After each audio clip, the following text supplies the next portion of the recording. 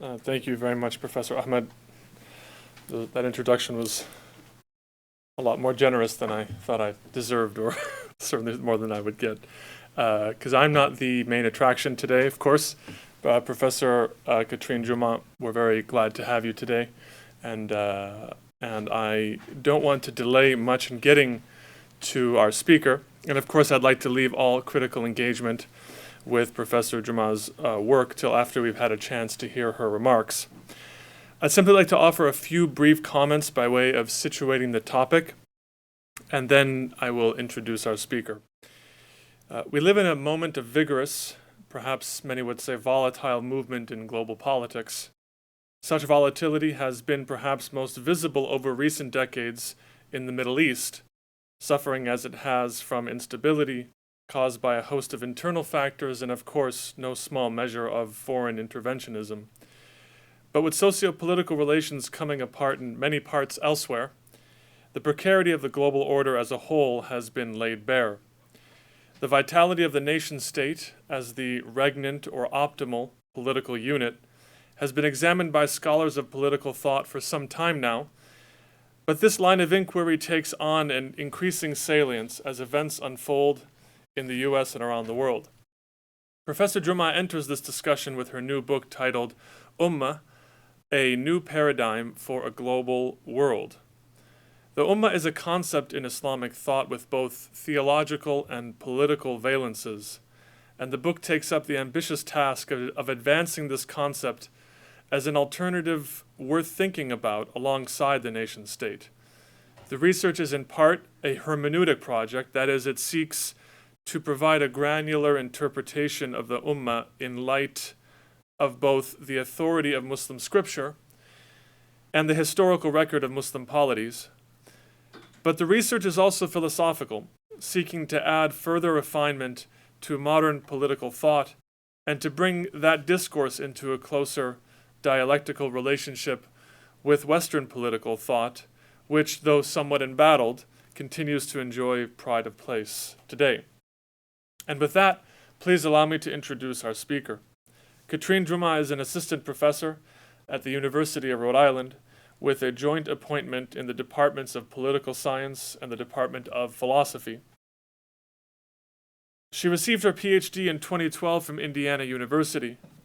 Her teaching includes courses on Islamic political thought and Qur'anic studies, and her research centers around the relationship between politics and religion in the Middle East. Drawing on classical and modern philosophy alongside Islamic thought and Qur'anic exegesis, Professor Jomaa analyzes key concepts in Islamic primary sources in the service of articulating a modern Islamic political theory. Ummah, to my knowledge, this book, A New Paradigm for a Global World, is her first monograph. That's correct. Please join me in welcoming Katrin Jomaa.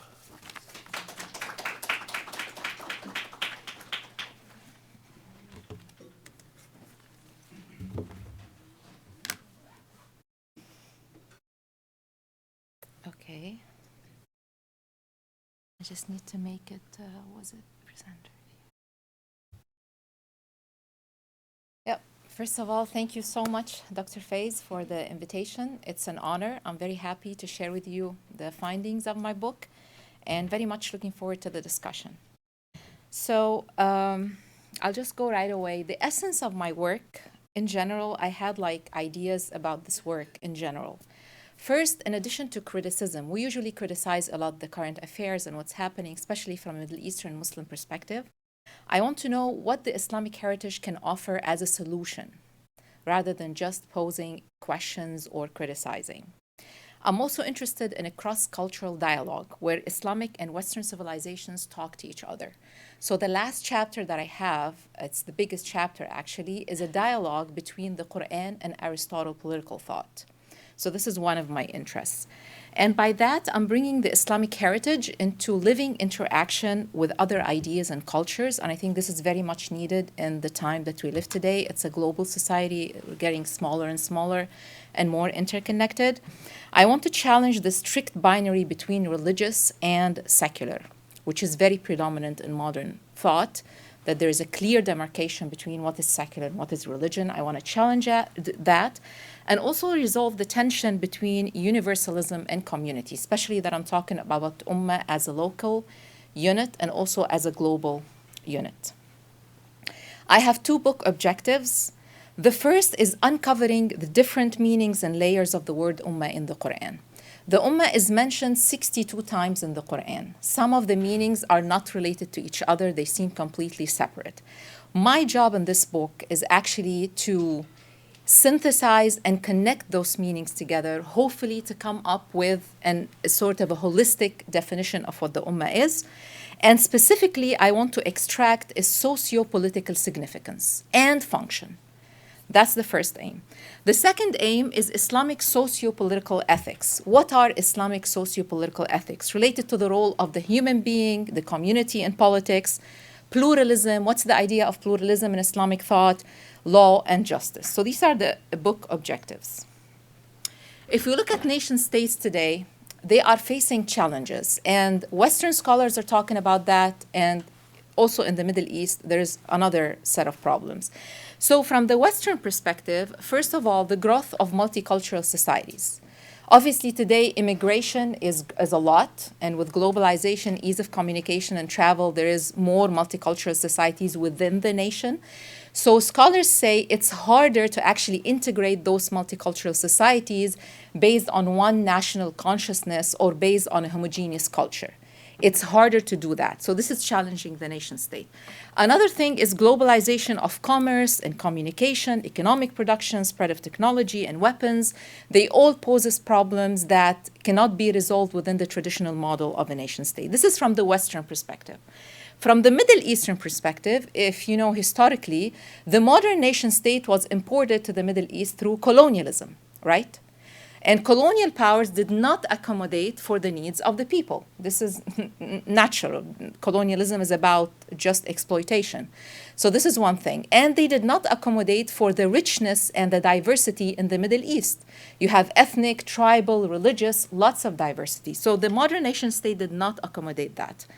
Another problem is resolving the tension between the nation state or the Westphalian state and the promotion of pan-Arabism or pan-Islamism. There's a conflict there. So what are some of the Muslim responses to these challenges? We found the main responses are state-centric, okay? One is the rise of political groups such as the Muslim Brotherhood, it's very famous, who work within the framework of the nation state. So they form a political party and then they become part of the political system. And the aim is to reform the nation state from within. Okay, so this is one approach that has been some of the Muslim responses to these challenges. The other one is through national or transnational extremist groups who use terror and violence to do what? To abolish the nation state and restore the caliphate. Of course, the famous examples are Daesh and Qaeda. So these are two state-centric kind of approaches. Another approach or response were people-centric, and this is the famous 2011 Arab Spring, what they call the Arab Spring, Arab uprisings, or peoplehood, al-Harak al-Shabi in Arabic. So this was what people-centric, it's not state-centric, it's done by non-state actors. It's actually people going to the streets and protesting against dictatorships and tyranny and against the deteriorating socioeconomic conditions of their nations. And obviously it started in Tunis, right? But then it went as like a domino effect to Egypt and Tripoli and then Syria. It spread so fast.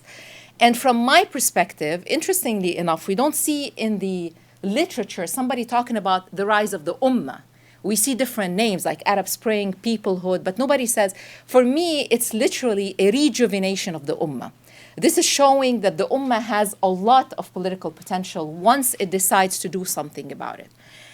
However, while this moment historically was impressive and amazing and people managed to topple dictators, I don't think that it came into like complete fruition. It wasn't completely successful because after the dictators were toppled, you came back to the old system. Why? This is a question, and I think my book addresses that. We can, if I have time, we'll talk about it. If not, we can talk about it in the Q&A. This is the structure of my book. It's basically three main categories. The first two chapters are Qur'anic interpretation. I look first at the Meccan verses and then the Medinan verses, and there is a reason why I'm doing that. It will be clarified during my talk. Then there is the historical analysis. So basically, in the historical analysis, I check whether the definition that I came about in the first two chapters using the Qur'an is valid in the historical practice. Does it make sense? Did the Prophet actually, did the Ummah, was it represented like that in the prophetic example? And then the last chapter is a philosophical and political comparison where I compare the Ummah with the polis, which is the Aristotelian political community. The chapters actually build off each other. So it's consecutive, each one builds upon the next one. The first chapter, the Meccan verses in the Qur'an. I call this the conceptual ummah. So ummah as a concept. First of all, Muslim ummah is not mentioned in the Meccan verses of the Qur'an. You know that the Meccan verses were revealed before the Medinan verses, chronologically, right? If you know about the Qur'an, the Meccan verses came in Mecca, and then the Medinan verses came in Medina. So chronologically, the Meccan verses came before. So there's no mention of the Muslim ummah. There is no mention of Ummat Ahl al-Kitab, people of the book. There is no mention of any denominational or historical entity that existed historically. The concept in the Meccan verses as an ummah comes as different meanings that are not necessarily connected to each other, and I try to make this connection. So the first conclusion of the first chapter is that ummah is not equivalent or a default for a Muslim ummah. So usually when you say ummah today, what do you think of? You think of Muslims, right? You just think automatically of a Muslim ummah. But from the Qur'an, ummah is not the same as the Muslim ummah. These two are different, okay? So what is the ummah? There is foundational part to it, the foundation, choice and responsibility. Al-Kitab, it's grounded in the concept of the book, Al-Kitab, and not deen, religion. Why? I make the argument that the book is more comprehensive, okay? And it carries different interpretations. Religion is more subjective in the understanding of the book. So you have different interpretations of the book. That's the deen, the religion. But the book is more comprehensive to denote this term, which is ummah. The third thing is the covenant, al-mithaq aw al-ahd.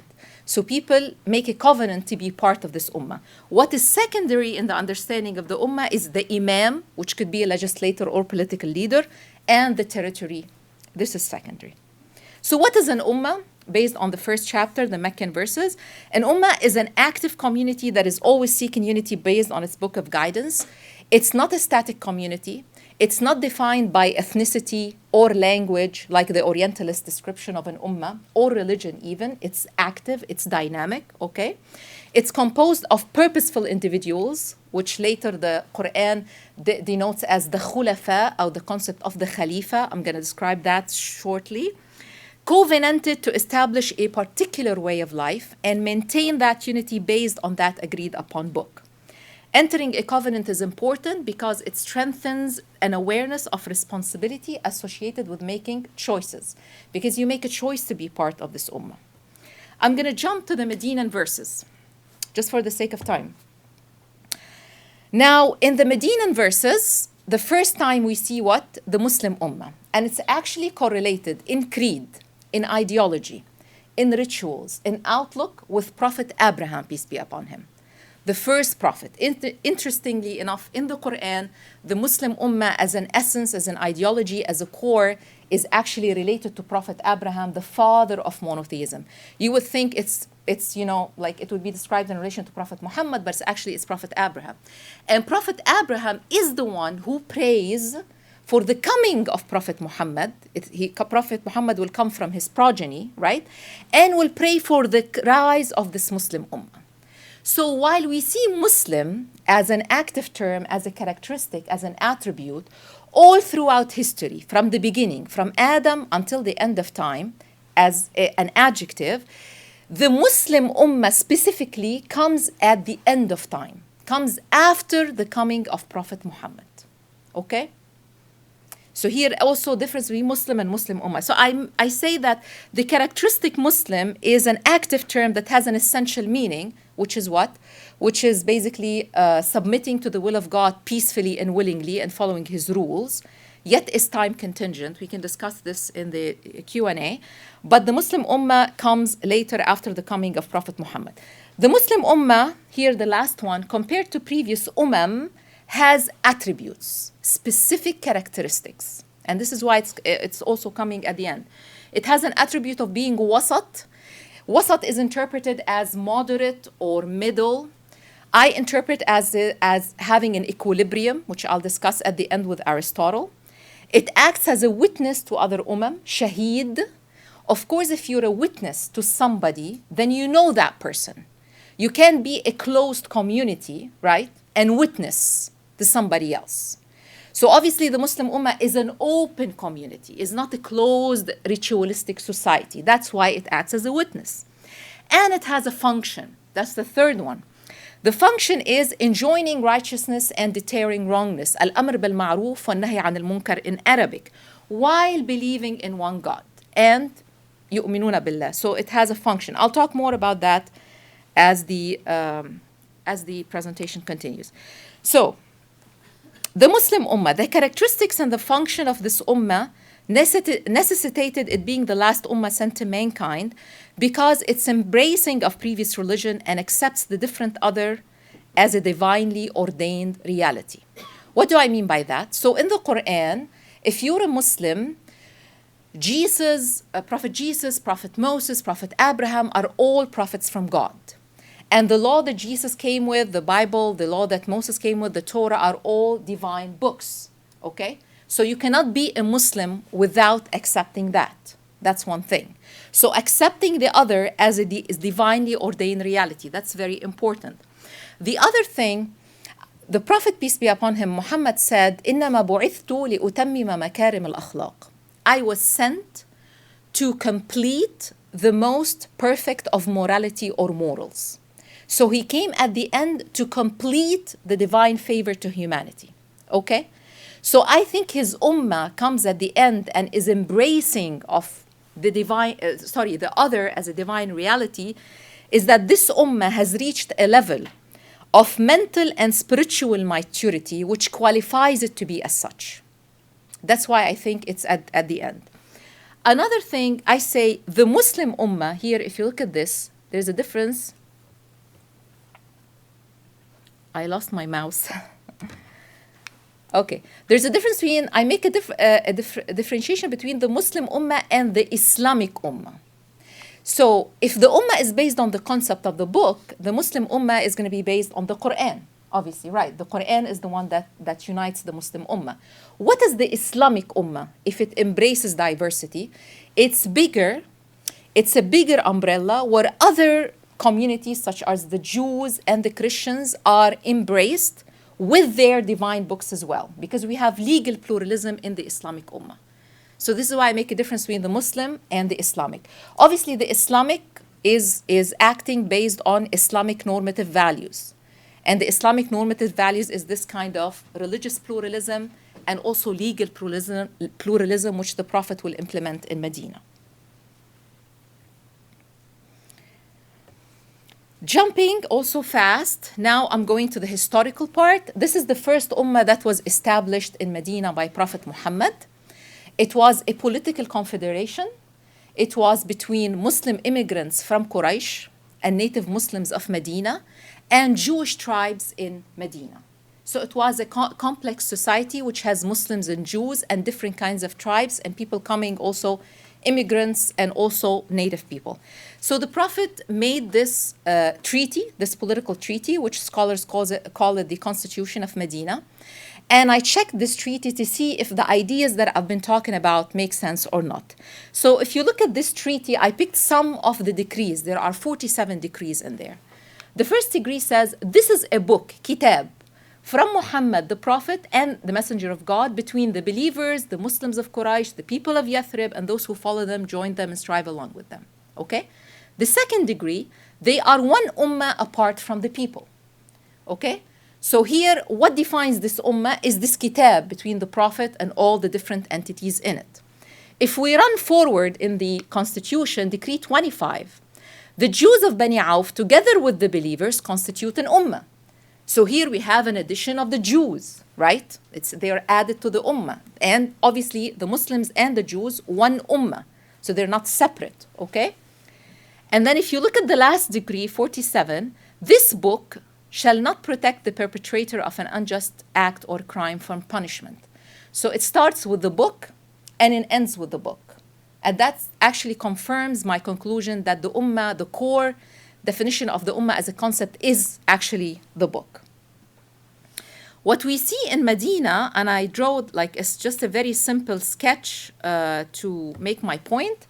You see the Muslims forming sort of the core of this Ummah, and then you add the Jews, and then protected persons, and then allies. So what I'm saying is that the Ummah is in continuous expansion. It's embracing and it's in continuous expansion. I call it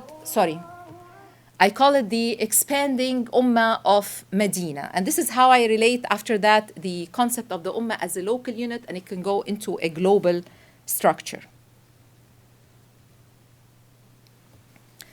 We see also what I just said, legal pluralism in the Islamic Ummah. These are two Qur'anic verses from the Qur'an. The first one says, humankind were one single Ummah, then God sent messengers and sent with them the book to judge between people in matters where they differed. So people originally, the Qur'an says, were one Ummah, and then they diversified because it's natural. We're going to diversify. We're going to be different. And then the book is doing what? Should resolve these differences. The other verse here, this came to the Prophet in Medina, and I think it's the same time when the Prophet established the Medina constitution. It talks to Prophet Muhammad. It tells him, and to you, Muhammad, we reveal the scripture in truth, confirming the scripture that came before it, and trustworthy in highness and a witness over it. And then I cut off just to make the point clear. The verse continues, to each among you, we have prescribed the law in a clear way. So this is legal pluralism. So for لِكُلٍّ مِّنْكُمْ شِرْعَةً وَمِنْهَاجًا in Arabic. To each among you we made a law and a clear way. And this is why the Jews were allowed to follow their own religion. In the constitution, I think I skipped it, it says the Jews are part of the Ummah, and then it continues to the Muslims their religion / law, and to the Jews their religion / law. So each have their own, they follow their own religion, even under the leadership of Prophet Muhammad. Do you guys understand what I'm saying? Okay. And it continues, the verse says, if God willed, he would have made you one Ummah. So obviously we're not the same. But the reason he didn't, so that he tests us in what he has given us. And then what are we urged to do?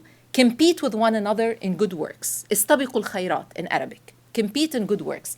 And this is something that actually Aristotle can help us understand.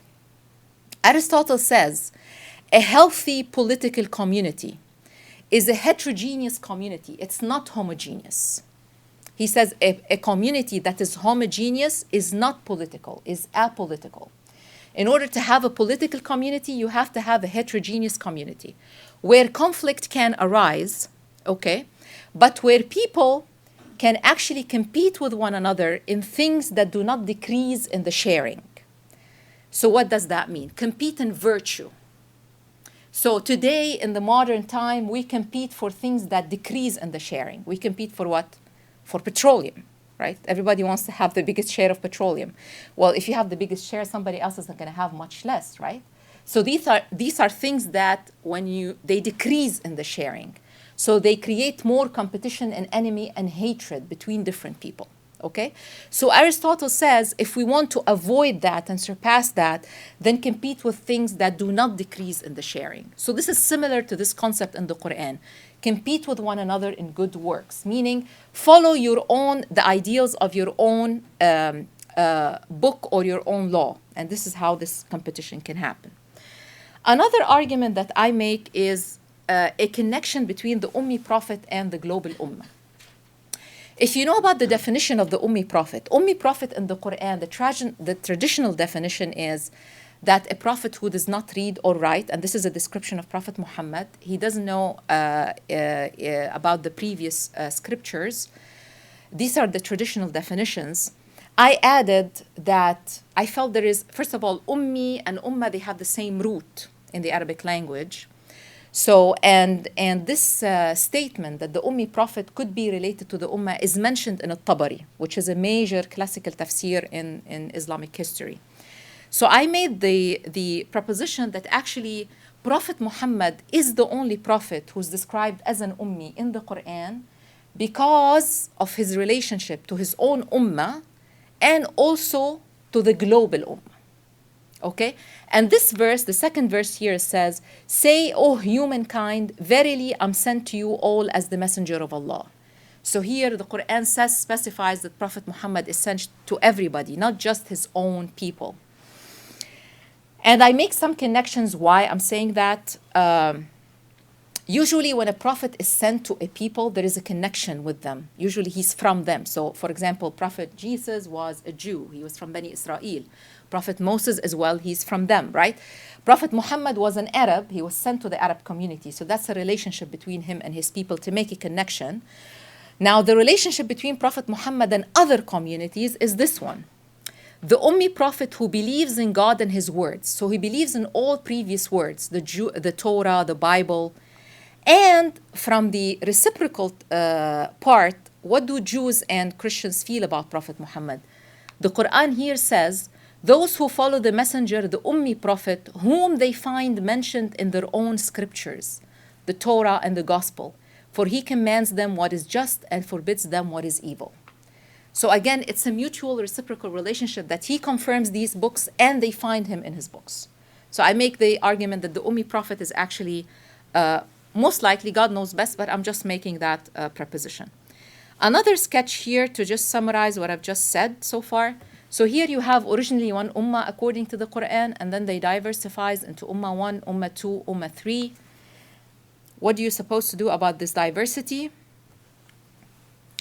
You can create a global Ummah through covenants, because one of the core concept of foundation of the Ummah as a concept is a covenant, okay?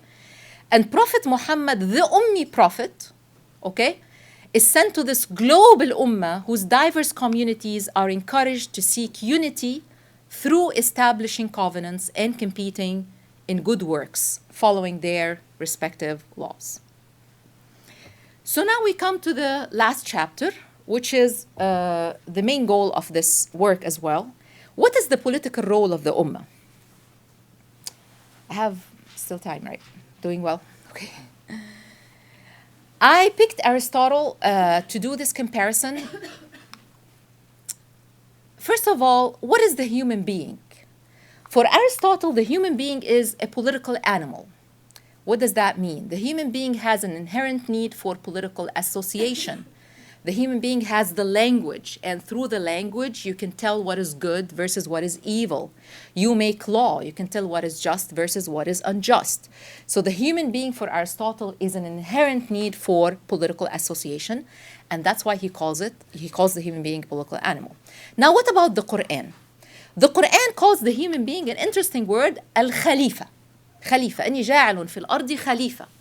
God created on earth a Khalifa. Now the interpretation of Khalifa, somebody who succeeds, somebody who follows, somebody who is replace somebody else. Another interpretation is to dwell, to cultivate. So you dwell on earth, you cultivate on earth, or to rule.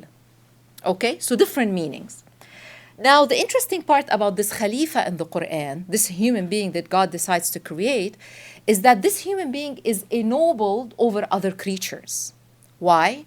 Because when God created the human being, Al-Khalifa, he ordered all the previous creatures, the angels and the jinn, Iblis, who became later Satan, right, is one of the jinn, they ordered them to prostrate before Adam, who is the Khalifa.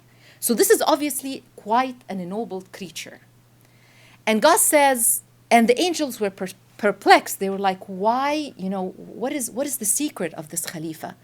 And then God says, I know what you don't know. And then he taught Adam the names. The names are interpreted as the names of things or the names of, or being able to convey meaning through language, the reason, al-aql, and also the names of God. Understanding God in his totality. Okay? So again, here we find the correlation between language. But the difference about the Khalifa in the Quran is that other than being ennobled, so he's not just a political animal, or the Quran does not refer to the human being as an animal at all, okay? Is that the Khalifa has a need for social and political association that is inherently connected to his need for spiritual growth. What does that mean? So obviously, if this Khalifa is ennobled by God, he has lots of rights, right? However, on the other hand, in the Qur'anic paradigm, if you're given a right or you're given any privilege, in return for it, you have a duty and a responsibility. So the Qur'an, while ennobling the human being as a Khalifa, tells us that this human being was given a huge responsibility. What the Qur'an calls it al-amana, the trust. The Qur'an says this trust was given to the heavens and the earth, and they refrained from taking it. They were afraid of it. The human being took it. Okay? So you're given this trust. What is this trust? What is this responsibility that you have? It's enhancing oneself, right? And this is including spiritual growth, and also all the life of everybody and all creation. So we're also responsible for the environment. We're responsible for other creatures. You know what I'm talking? It's like a huge responsibility. So for Aristotle, the political animal, he says the telos in Greek means the purpose. The purpose of the political animal is the perfect life based on choice and action, which should lead to happiness. What about the Qur'an? The telos of the Khalifa is using choice and action to enhance the life experience for oneself and humans and all creation. So while the human in Aristotelian political thought is more invested in his own happiness, the human in the Quranic setting is actually invested in everybody's happiness, literally. It has a responsibility. So it's not just about him or her, it's also about everybody else. Okay, so there is this responsibility added. Achieving justice, Aristotle says, justice is attained through collective judgment of citizens in a polis, people with a law-abiding character, and the best law is the common interest. Okay? In the Quran, there is also the shura, which is mutual consultation between people to reach a decision. And there's also the act of enjoining ma'ruf and deterring munkar, which I will sort of talk about. What does that mean? I call it active justice. Just jumping here. What is the understanding of just leadership in the Quran? A very interesting part. And this is also, there is here a controversial verse that creates usually controversy. And I'll talk about how I will refute this controversy. So in order to understand just leadership in the Quran contrasts this with a concept that's called at-taghut. At-taghut is literally translated as tyranny, dictatorship, or anything that is over, an excess. It takes more for itself than what it deserves. So something that tagha, like more. Okay, it's private interest. The Quran here, there are 3 verses, these following each other. Quran 4:60, 58, 59, 60. The first says, judge with justice, بالعدل. And then it says, O those who believe, يا أيها الذين آمنوا, obey Allah and obey the messenger and those from among you who have been entrusted with authority. So أطيعوا الله والرسول وأولي الأمر منكم.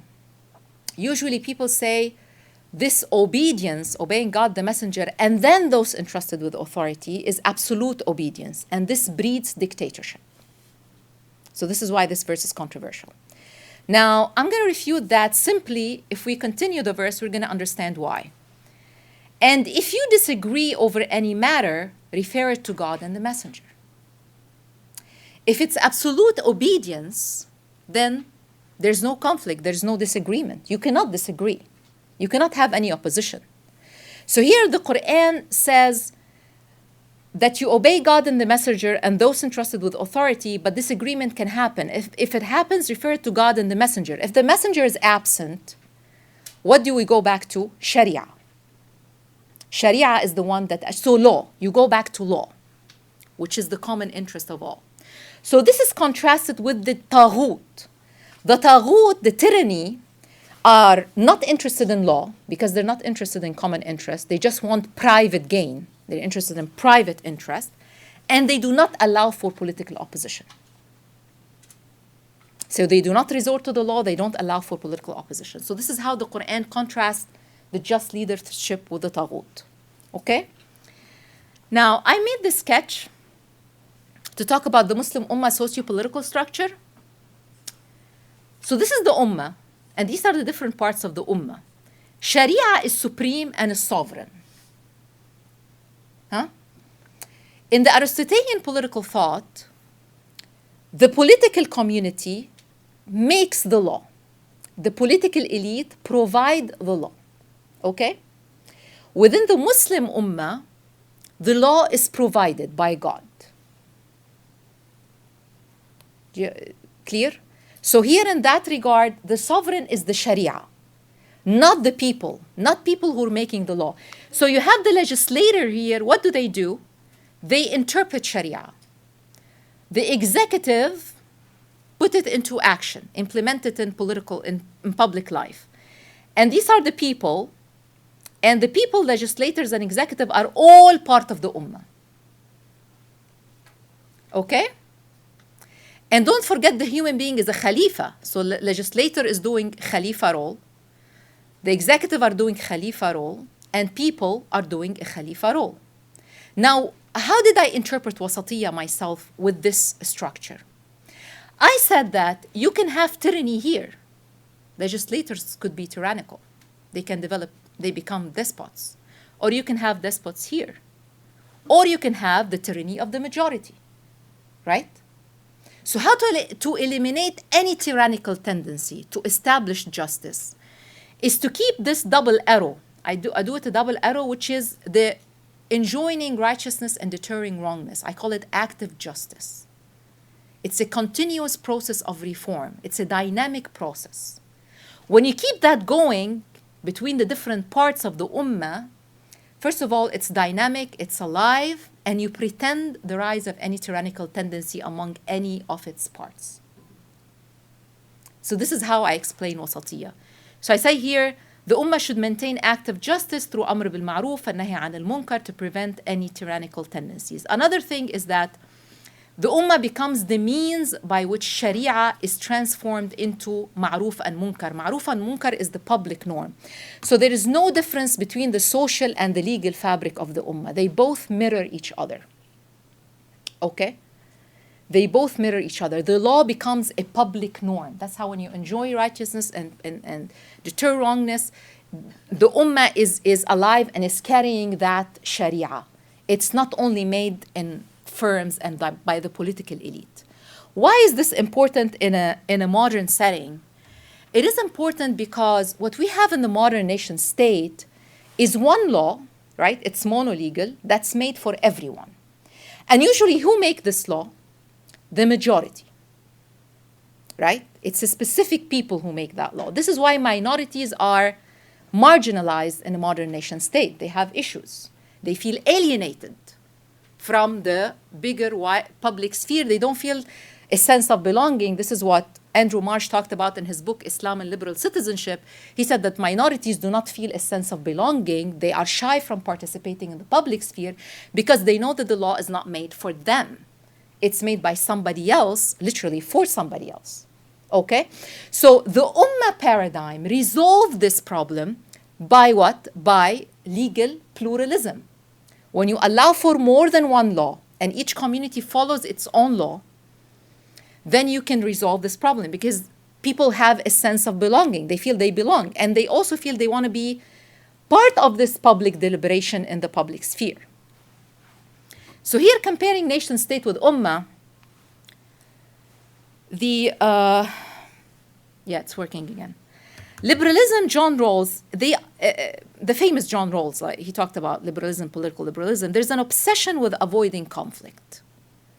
Conflict is a big thing, obsession with avoiding conflict. So this is why you have forced homogenization and superficial unity. The Ummah diversity is natural, conflict is inevitable.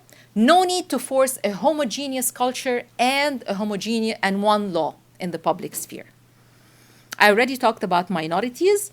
Another thing is a highly centralized system and prioritizing individual rights, discouraging citizens from participating in the public discourse about the common good. The common good is lost in the modern nation state. Why? Because individuals are competing for private interest, not for the common good. In the Qur'anic paradigm, the Ummah paradigm, what you want to have or reach is a binding, legitimate consensus, rather than a forced law and a forced paradigm on everybody else. Okay, that's what you want to reach within the Ummah paradigm. So, I'm concluding here. The nation state sustains itself by creating a homogeneous collective identity, united by one political culture. Multicultural societies are held together based on a myth of false sovereignty. And this is what posing challenge to the modern nation state. On the other hand, in the Ummah, diversity is celebrated legally and publicly. The private mirrors the public. They're both interconnected. And there's no need to artificially create a homogeneous culture through national symbols and values. A global order based on nation states is sustained by fear, tight security of borders, demonstration of power, and exploitation of the weak states by the stronger nation states, right? That's what's happening in the world. A global order based on an ummah is sustained by constant interaction, interdependence based on covenants, porous borders, and a tighter connection between the not merely within the national borders. And I make like a very, very simple sketch here, just it's a two-dimensional sketch, obviously not three-dimensional. But here the territorial nation states is like encapsulated units, tight borders closed, like nation 1, nation 2, nation 3, okay? In the world of interdependent each line represents an and the circle represents a covenant. And I actually, this sketch was inspired to me by a Qur'anic verse that talks about a piece of yarn or a piece of quilt or cloth. And God says in the Qur'an that if you take one thread from this piece of cloth, you're going to destroy the whole structure. Okay? So it's inspired me with this idea that's interdependent. There's interdependence using covenants. I think I'm going to stop here. There's one thing I wanted to mention about the Ummah of Medina, just quickly. I think I missed it. And then we can go for a discussion. Yeah, this is something that's often comes across when I'm teaching my classes. This constitution, the Ummah of Medina, is it secular or religious? A question for you guys. What do you think? If I can ask the question before the Q&A. Do you think it's secular or religious?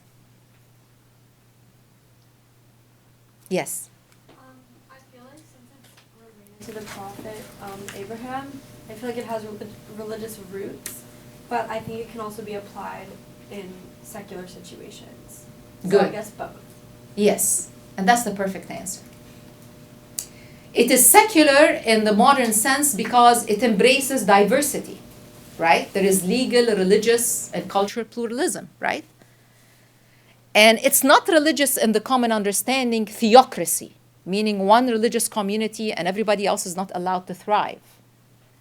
So here, remember when I said in the beginning of my presentation, I'm going to challenge the binary between secular and religious? That's an example. See? Is it Muslim or Islamic? Anybody wants to answer? What do you think? Based on the definitions that I gave, of course. Muslim or Islamic? The Medina Constitution, yes. I think on the definitions that you gave, it would be Islamic because there are multiple parties. Yes, yes. So the Muslims are part of it, but it's Islamic. So it's under Islamic normative values, obviously, the understanding of pluralism, the understanding of how to embrace diversity and all of that, right?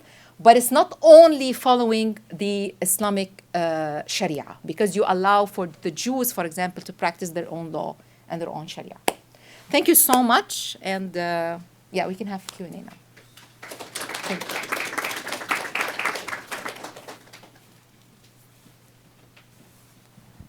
So we'll turn to Q&A.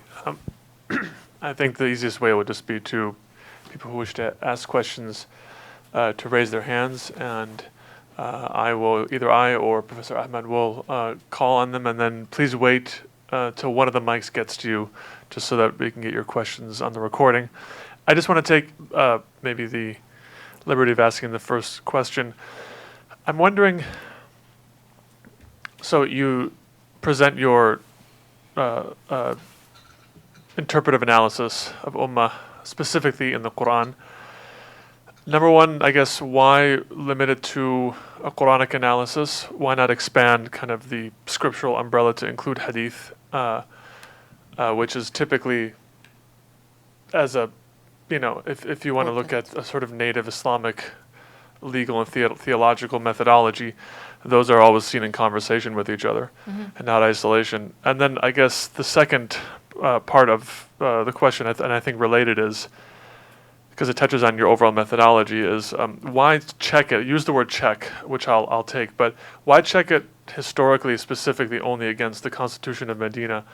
What about checking it against other historical periods? I'm wondering whether you did that, whether there's a reason you didn't do that. Maybe you're just trying to limit the scope of the project, and that's kind of a next step. Or is there a specific reason why you left that out? Because it might lead to, or I don't know, it might complicate the conclusions in a certain way. So I appreciate your thoughts on that. Yeah, sure. Thank you so much. So the first part is I did not use the hadith. I could have used another chapter on the hadith, but I think definitely is the limiting the scope of the work. That's one thing. The other thing is I'm using hadith within the first two chapters. So when I'm looking at the Qur'an in the first two chapters, I'm using scholars of hadith of interpretation from the pre-modern period and from the modern period. So there's a lot in there for every verse that I'm using, and it includes sometimes a hadith. So it's embedded within, because I mean the Qur'an and the hadith, they're completely interconnected, obviously. So. However, I wanted more with the Qur'an because sometimes the hadith are controversial. So I said if I base it or founded more on the Qur'an, then it would sound, or I think, more legitimate. But I used hadith within the first two chapters. That's the first question. The second question, why I used the Medina Constitution? Because it was the first time that the Prophet established the Ummah. So before the Hijrah to Medina, there was no Muslim Ummah. There was no, the Muslims were very individuals, just individuals trying to follow the religion of the Prophet. But they were persecuted, some migrated to Habasha, they were dispersed. You don't have a community with rights and obligations. So the first time this happened was with the Hijrah. It was synonymous with the Hijrah. And also because it came about, the Medina Constitution came about as a political confederation. So it wasn't after war. If you look later at other historical instances when Muslims entered other places with war, not through a political confederation, there are some differences. So I also felt there are different styles followed by the Prophet. Like, for example, you have the concept of jizya that came later after war happens. So I felt that it is more connected to my work, and also more related to the context that we live in today. This pluralism in its different forms. Does it have any resonance in Islamic heritage and in Islamic history, Islamic ideology? Yes, it does. Did the Prophet do it? Yes, he did. Sorry. So I felt it's more connected to the what we're living in today, what we're facing today. Because I said in the beginning, I'm trying to find answers to questions and challenges that we have today. Thank you. Yeah.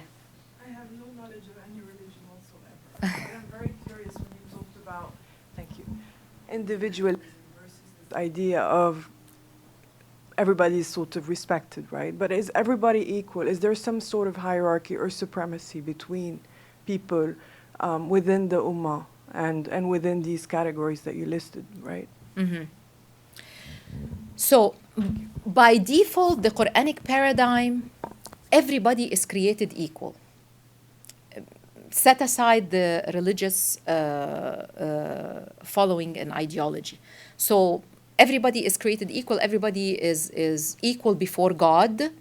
Now, people make choices, and according to their choices, they face repercussions.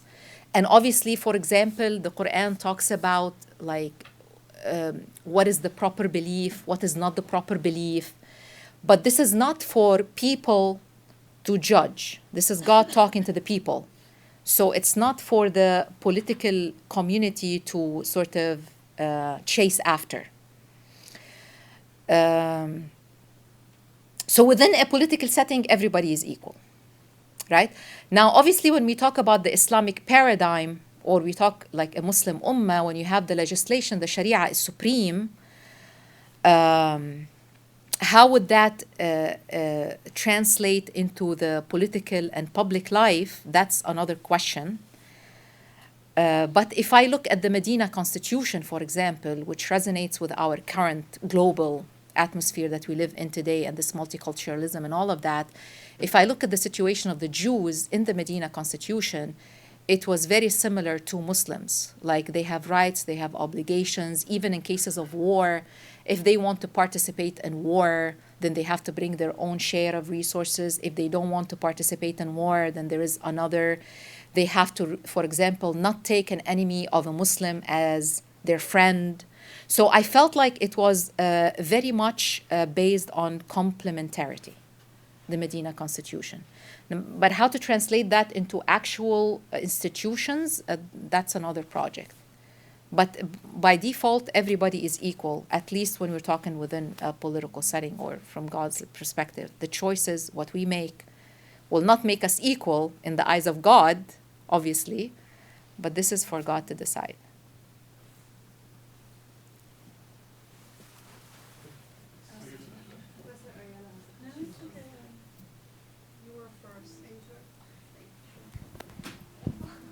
Thank you. Hi. Can I ask you to go to the I think it was the final slide with Sure. the images, because my questions pertain to that particularly. The one with the nation state and this one? Yeah, yes, I think there was one. Right. So I guess I can start with this one. Okay. The one on my right. What does that look like for us today? Are these still different nation states, but they have plural legal systems, but they still maintain their territorial sovereignty? Or are these small communities that are ummah? How are they connected to each other? How do you make the jump from one ummah to many ummah? My second question is, you bring up a lot al-amr bil-ma'ruf wa nahy anil munkar, and the idea of the private and the public mirroring each other. And I was just reading Michael Cook's book for my examination list, and so this is kind of in my mind for a while. There's a lot of disagreement on who does the amr bil-ma'ruf wa nahy anil munkar, right? That we have Ibn Hazm, for instance, who's like, everyone can do it, and you can even remove a tyrannical ruler through that. And then we have traditions or schools of thought that focus on change by the hand being in the hand of the rulers, change by the tongue being the work of the scholars, change by the qalb being the work of the people, the laymen. But I'm just curious, how do you see your work, as you are bringing in the Islamic tradition to your work, obviously, and you're using it to respond to questions today, but I think you're also presenting your own specific position that makes definitive claims about issues that the Islamic tradition is more fluid, or I think has disagreements about. Mm-hmm. And I ask that with like a lot of respect, because it's something that I also want to be able to do with my work, but I'm looking forward to your answer about these issues. And I have one more question, but I'll leave it for later. I tend to ask a lot of questions. I'm trying to be better at that. Okay, thank you so much. So I'll go backwards. So the first one is al-amr bil-ma'ruf wa nahy anil munkar. Yes, who does it? Exactly, and there is disagreement about who does it among scholars. I'm not proposing like a definitive answer. What I'm proposing is an answer. So what I think, كنتم خير أمة أخرجت للناس تأمرون بالمعروف وتنهون عن المنكر. The distinctive feature and the uniqueness of the Muslim Ummah is this goal specifically. And when every human being is a Khalifa, then every human being can participate in that. Now, some people understand it as, like in some countries, you go after somebody if they're not praying, and you go after them to make them pray.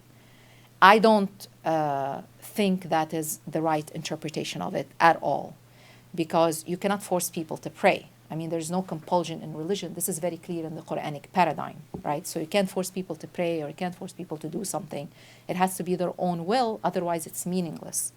So that's not how I interpret it. I interpret it as active reform by always, and within a political setting, by trying to avoid tyranny and keep justice and keep the dynamism active and keep the human being as a Khalifa. So their perception of themselves and in society, they fulfill their role by being active in society. That's how I see it. So I proposed an interpretation, not to say that all other interpretations are wrong. No, obviously that's the beauty of the Islamic heritage, is that there are multiple interpretations, and it's great, right? It's a mercy that we are different. I may agree with some, disagree with some, but I'm proposing something. It's not definitive. I'm not making the claim that it's definitive by any means, just a proposition. That's one thing. The second thing, your first question, which is this structure, right? So you said how, this is not like sort of a 3D sketch. I just got the image from that Qur'anic verse which talks about the woman who's weaving that yarn, and if you take one part of it, it's gonna sort of dismantle. So I just did a two-dimensional, I'm assuming this is an ummah and this is an ummah, and they are all interconnected through the circles, which is the covenants. So your question is, can you repeat it again? It depends on the book. What book do you follow? So I make the argument in my book that the Ummah is based on the book. This book could be religious, like the Muslim Ummah, or it could be secular, depending on what book you follow. Yeah. So, for example, I say the Muslim Ummah is following the Qur'an, and it's a Muslim Ummah, right? So it's Muslim. It's following the Qur'anic paradigm. And following the Qur'anic Sharia, and the Sharia applies specifically for Muslims. Sorry. But when I talk about the Ummah in general, if I say, let's say the Islamic Ummah, which is bigger and more inclusive, then it can go like what the Prophet did, peace be upon him. You have a political treaty that is both secular and both religious according to our definitions today, and it allows for different books to be followed, legal pluralism, under the umbrella of Islamic normative ethics. But you could also have a completely secular ummah. So ummah by default as a concept is obviously it's an Arabic word, and it is in the Qur'an, but I found conceptually that does not necessarily talk about religious groups of people. There is a verse in the Qur'an that says, when every ummah enters into the fire, the other ummah curses it, for example. So it doesn't have to be, yeah, thank you. Your hand was up.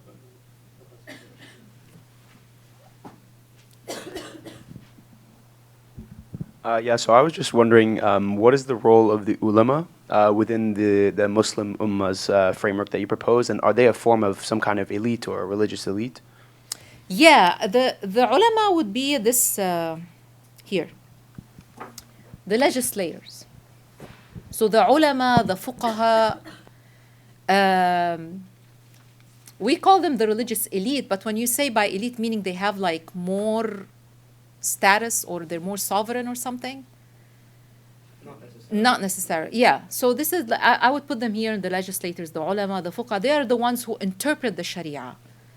Okay? And yeah. So they're part of the ummah, and they're the ones who interpret the Sharia. And you can have diversity here among the ulama, as we do have diversity. We have different sects, we have diversity. So you can have definitely diversity here, but this represents the ulama, the scholars, and the fuqaha. Yes, thank you.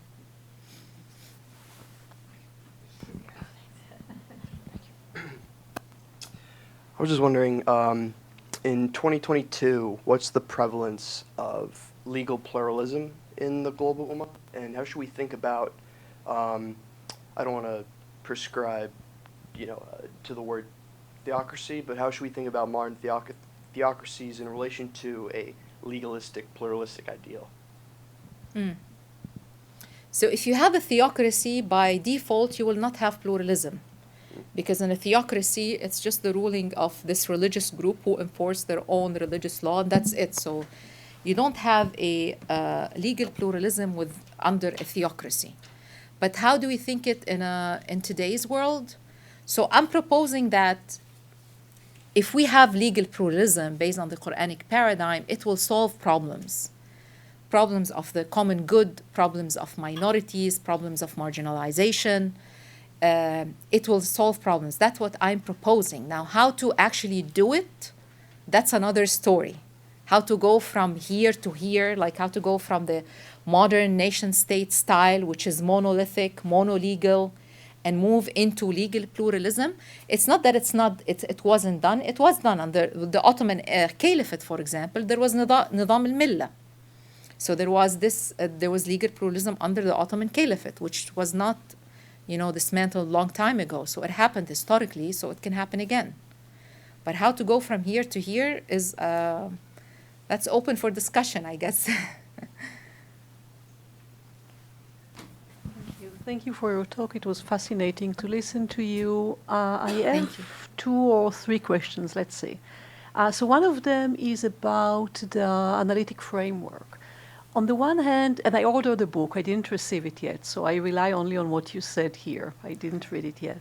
But it seems like from the title that the book was written out of urgency, right? The world goes wrong and we need other resources to think about, different world. But on the other hand, when I listen to you, I feel like you are speaking about ideal types, right? The Ummah is an ideal type, without accounting for the different formations of the Ummah, in a way. Yeah, you spoke about Mecca, you spoke about Medina in this sense, but without accounting for the way that the Ummah was articulated throughout history. So I would like to hear more about this, tension or relationship between ideal type and responding to urgencies. Because when I'm thinking about the urgencies and when I'm thinking about the world really goes wrong, there are different, areas or sites where we recognize what goes wrong, and the ideal type is not enough. Because some of the features that you described as part of the ideal type of the Ummah, we can say that they are written, in the ideology of democracy. We can say that they are written in several declarations of human rights. Everybody was born equal, plurality, the separation between the state and the church. All these ideas, we know that even if they became part of constitutions, the regime was horrible several times in history in different places. So I would like to hear you about urgencies and ideal type. And the other question that I had is, I'm thinking about the end of the Jewish-Muslim world, which is something that really bothered me in my work, in my life. The end of what? Sorry, the end of the Jewish-Muslim world. Through several colonial projects, the British colonial projects of the Middle East, the French colonization of North Africa, the Zionist colonization of Palestine, they all aimed actually to separate the Jews and Muslims and to destroy this protection that the Jews had under the Ummah. And in a certain way, the end of this world, which is not final, but let's say that we saw it happening in the several decades, leading from 30s, 40s, 50s, 60s, till, let's say, take Algeria as the end of this world, where the Jews were actually forced to leave.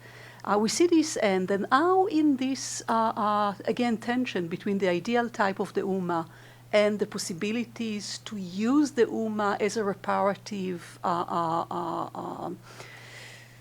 imaginary tool, or not imaginary tool, heritage, as a reparative heritage, how do you see the Jewish-Muslim world being repaired? Thank you. Very deep questions. So, for the Jewish-Muslim world, it's going through a very bad phase, obviously, after, as you said, the British colonial project and all of that.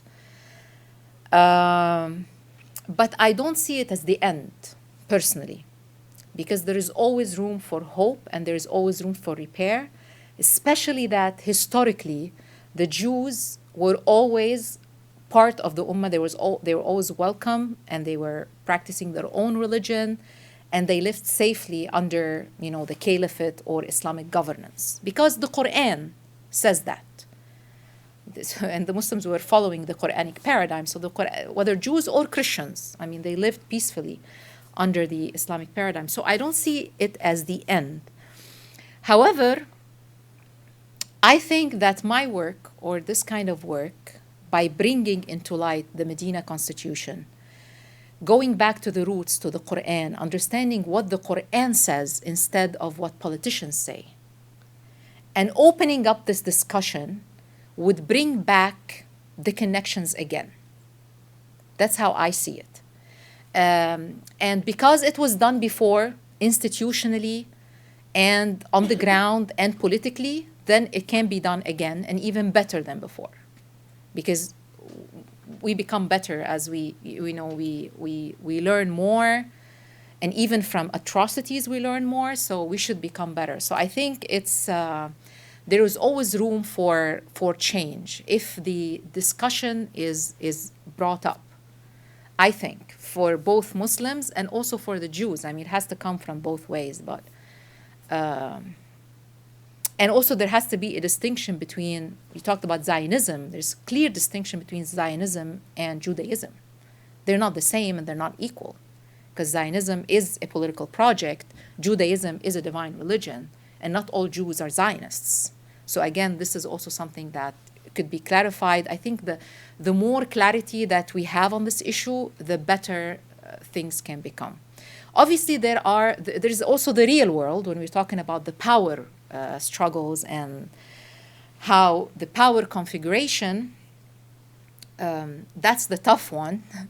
But at least somebody should start somewhere, and that's what I'm trying to do. So we start somewhere, how to address these problems, how to go within the Islamic tradition. I'm not talking about something foreign. I'm not making my own ideology. Obviously, I have my opinions in my work, but I'm also using primary resources to address the issues.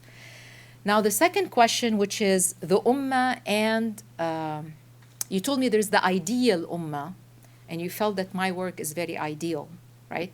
And there is the reality. Not ideal in the sense that it's idealistic, in the sense that you're speaking about it as an ideal type. Yes, I'm speaking about it as an ideal, something that we should try to reach. So, for example, values. You said democratic values. Obviously, there are some values that are shared. So everybody is born equal. But there are some values that are not shared, that are different, and that make a big difference. So, for example, in modern nation-state, democratic nation-states today, the private is completely separate from the public. You do your own religion, do whatever you want. It's in your private world, but don't bring that to the public. Now, the Ummah paradigm is challenging that. It says, no, you can actually do it. It was done before, and you can actually do it, and it can solve problems. So here, obviously, somebody needs to apply this and take it and apply it. Then it becomes more feasible, right? But as a start, at least as a start, when I'm criticizing the nation state, or I'm criticizing some values within the nation states, not all of them, obviously, I'm saying this is a solution, and it can be done. Obviously, it's an ideal solution, but still, every theory and every philosophy starts with an ideal. It's always an ideal. Even in science, somebody wanted to make an airplane. They saw the birds flying, right? And then they thought, I want to fly. And then the idea came, and then it was realized later. So at least I'm starting with the ideas, and hopefully they can be implemented. At least we talk about them, we discuss them. How can we implement that within political structures? I think that's the next step, or institutional structures. We have time for one very, very quick question. I have no idea what to pick, so someone else be the bad guy. I don't recall who raised. I thought I saw. Go ahead. And I can stay more if you Yeah. guys. I can stay more. I will ask so quickly. I was wondering about your thinking, like the interpretive framework, because in the other texts I've read about like creating Islamic governance, the people are like justifying it by saying there is a long history of reshaping, of using like Islamic tenets in order to create a governance, and this is like a long historical process, so it is fine to renew it. But from yours, it seems like you were drawing importance from like current needs as opposed to historical precedents, and I was wondering if you could tell me why. Do you understand what I mean? So I'm concentrating on the current needs instead of the historical precedents about forming. So the Ummah, you see, the Ummah as a historical reality was existing and thriving for centuries, right? I mean, it was only after the colonization, the colonial project in the modern century, that you have the division of the Ummah into nation states. So that's like a modern phenomena that happened. So I'm trying to address that because I felt for me it's like more pressing instead of just talking about history. That's something that, as I said, I want to bring the Islamic heritage into live interaction with the world now, make it resonate with the needs now. But the Ummah was thriving for a long time under the caliphate. Now we have to think differently. If we're not going to have the caliphate, for example, how can we envision the Ummah in different ways? That's one thing. And also when the Ummah was before, it was definitely pluralistic, but it was still, it's a little bit different from what I'm proposing. I'm proposing more things that are obviously also affected by the Western paradigm. I use Aristotle, so I'm affected by what we are living in today in the process of my thinking. But I think it's important because if we want to think of implementing something today, institutionally or politically, it has to make sense to people. We'll have to draw to a close, so please join me in thanking the guest. Thank you very much.